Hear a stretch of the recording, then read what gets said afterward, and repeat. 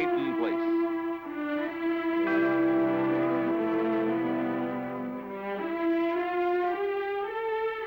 Starring Dorothy Malone as Constance Mackenzie, Ed Nelson as Michael Rossi, Mia Farrow as Allison Mackenzie, Ryan O'Neal as Rodney Harrington, Barbara Parkins as Betty Anderson, Tim O'Connor as Elliot Carson, Christopher Conley as Norman Harrington.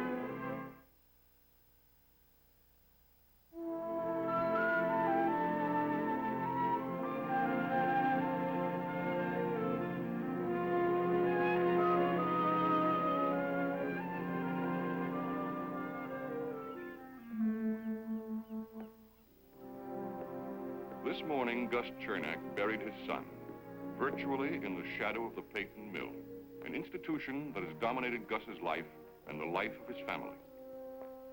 As the day has passed, the man's grief for his son has turned to fury.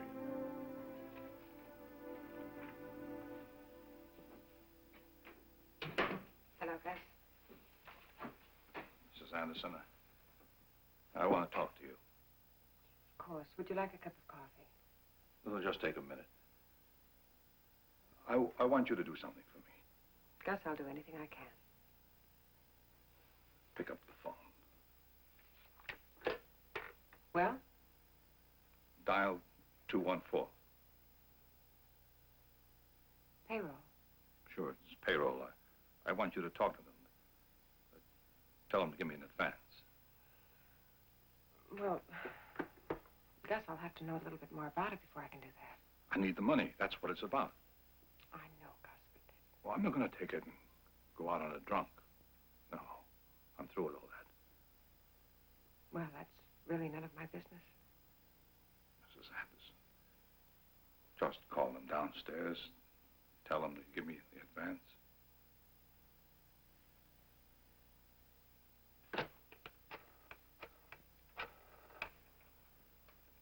Ruth, Julie, I'm authorizing an advance for Gus Chernak. Yes, 2 weeks. Fine, thank you. He'll be waiting for you when you get down there. Thank you.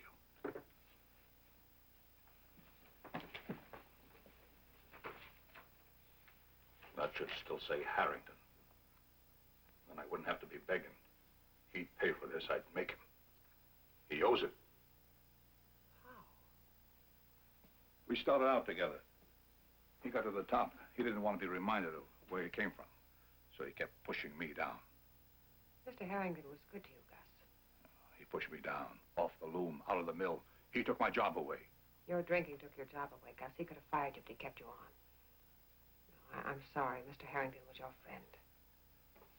He finished me, and his son finished my son. And now he don't have the courage to come back and stand by his boy in jail. Leslie Harrington is nobody's friend. He came back this morning, Gus. He was at the arraignment.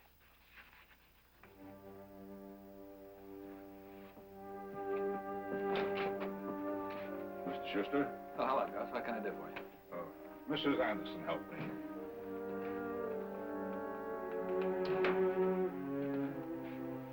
Come in, Julie.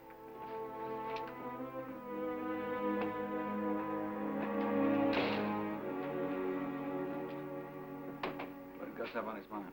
Oh, that can wait, Mr. Schuster. Mr. Peyton wants me to mail the report to him immediately.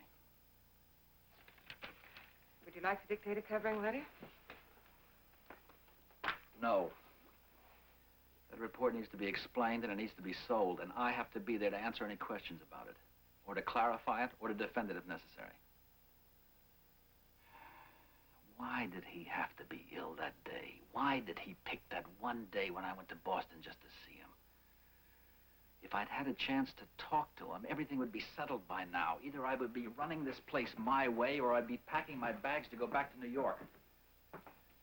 As it is now, his grandson is arraigned on a murder charge, and the mill business is mixed up with 3 generations of Peyton emotion.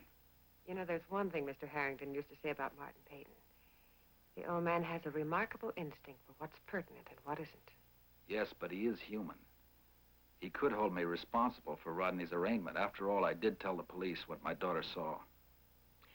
You had no choice. He also knows that. Does he? Julie, when you worked for Leslie Harrington, was he under the gun like this? Mr. Harrington's was a rather unusual situation. He was married to Martin Peyton's daughter. He was under the gun most of the time. Well, we're not going to send in that report.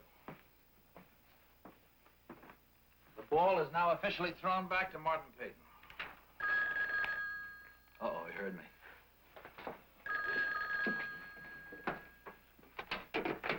Mr. Schuster's office. It's good to hear your voice again. How are you? All right. What's wrong? Are you in his office? Yes, may I call you back? Just let me ask if I can come over tonight after work.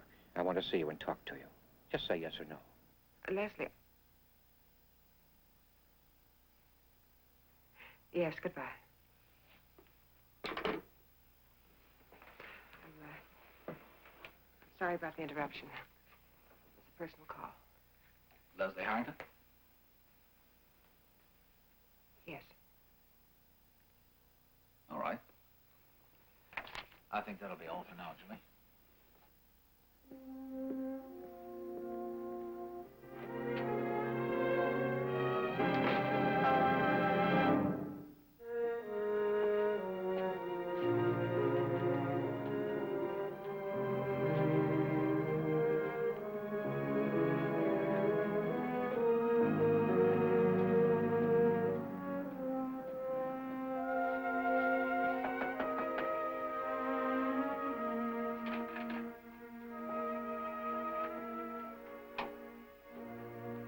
Dad, come on in.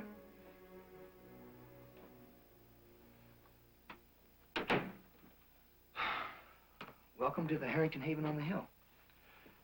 So this is why you boys have been living here. I tried to visualize it. Well, on a clear day, you see nothing. We painted the place when we first moved in, but you can't whitewash everything.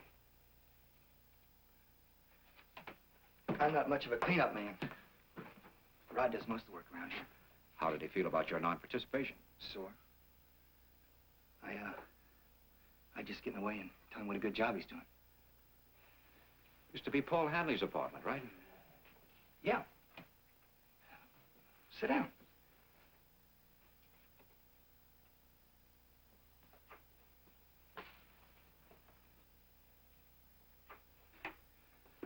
Have you found a place to stay? You can stay here if you don't mind the mess. I've already taken a room at the inn. Oh, well, you'll be very comfortable there. I'm sure I will. Did you talk to Rod? Yes. How is he? He's taking it well. I wouldn't. Something will be done. Soon, I promise. Norman, when I left, we were both so upset we didn't talk. I mean, really talk. There wasn't much to say. There were many things to say if we could have said them. But we'd gotten out of the habit, lost touch. Well, that's not quite true. We'd never really been in touch. I've had a lot of time to try to figure out why. I suppose I know now. Rodney never asked so much of me. You were more like your mother. You needed more. I failed you both. Dad, you don't have to. I'm much better at doing than expressing myself. Please let me try. When I heard you tried to reach me and when you spoke to me in the courtroom, it meant a great deal to me. I felt it was a beginning. We could start over. You see, all those months, I thought about you. And I have to know whether you still think I lied about your mother.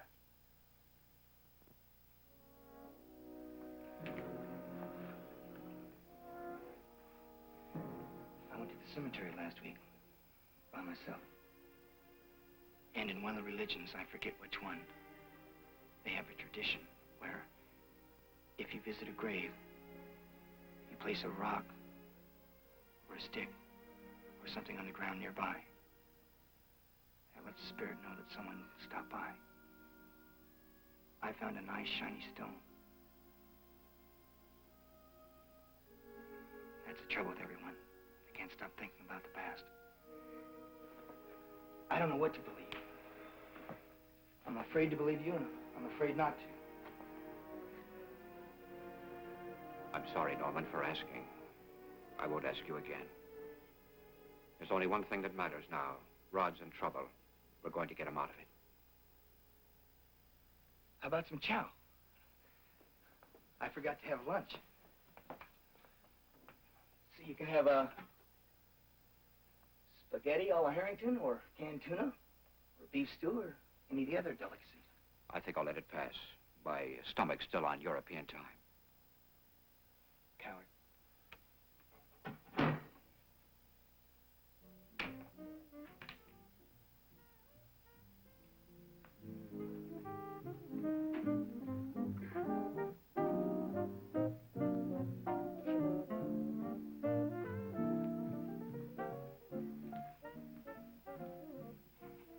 Hello, Ada. Stephen, How have you been? I don't need Any what? whatever you're selling. Not selling anything, Ada? And what are you drinking? Not drinking either. I'm sure you're aware that Theodore Dahl is Rodney's lawyer and that I work with him. I'm here for some questions. We're just as interested as Mr. Fowler in trying to establish the facts that led up to Joe Chernock's death. I don't owe anybody anything. Just some answers. The same ones Mr. Fowler will want. You see, it boils down to motive. It always does. And I'd appreciate your telling me anything you know. I'd like the names of the people who came in here the afternoon and evening of Joe Chernock's death. And I'd like a month's vacation from this town. Starting right now. I think perhaps I better talk to Rita. Rita's washing her hair. Give my regards to your mother. When this case comes to trial, we'll subpoena you and Rita. And then you'll have to talk in public. Leave us alone. I mean it, Ada. Look, Joe Chernock didn't die here. I didn't hear anything or see anything all that day. Then I heard the ambulance siren coming up the wharf. Now, what else do you want from me? Did you see Joe Chernock the day he died? No. Did anyone come in here looking for Chernock? No. Who was here that night? How can I? Well, I think Bill Trumbull was here, and Harry Phillips and his wife, Mary, and Stella Chernock. Stella was here the night her brother was found dead? That's right. She was sitting right here having a drink and playing the jukebox. Was she with someone? No. Okay. Is Rita here? I told you she's washing her hair. Did she see Joe Chernock the day he died? Why would she? She dropped him a long time ago. Well, did Rita ever tell you anything about Joe, the kind of guy he was? I knew the kind of guy he was. Ada, are you asking me to believe Rita never talked to you about Joe? Matter of fact, Stella's the one I've heard talk about Joe. That night, I brought her back in here after she heard that Joe was dead. She had a drink, and then she started to talk about him. She said he was a rotten kid, a spoiler, and a liar, and that he was always trying to punish her. She said I should be glad that Rita broke up with him. I better go answer that. Hello? This is Rita. Do you suppose Rita's finished washing her hair now? Mother's here. Do you want to talk to her? I Just a told minute, you. I'll call her. She doesn't know any more than I do. I'll talk to her. Hey, Mom, the phone. Hi, Mr. Court. I'd like to talk to you, Rita. She'll be late for work if she doesn't get out of here. She has to work late tonight. Yeah, that's right. I have to go. Okay. We'll talk. When you're not in a hurry.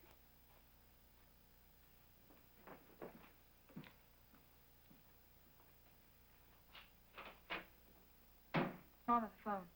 They'll wait. Honey, we can't let this push us down into the mud. Look, if you get yourself involved in this, it'll never wash off, believe me. But, Mother... Stephen just told me that they can subpoena both of us if they want to. Drag us into court, and they'll do it, too, unless we're just not around. We're going to go away.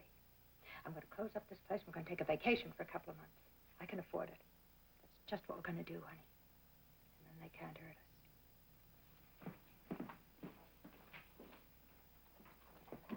Hello? Hello?